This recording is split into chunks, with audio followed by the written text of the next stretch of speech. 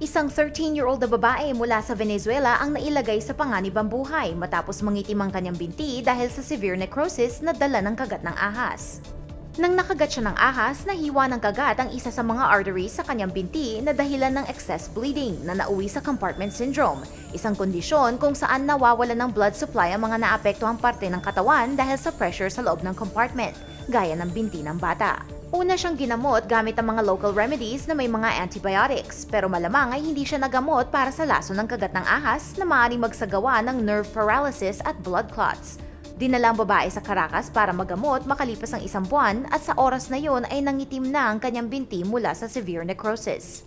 Ang necrosis ay kumalat na pataas sa kanyang hita habang nanghihina ang ibang parte ng kanyang katawan dahil sa muscle atrophy.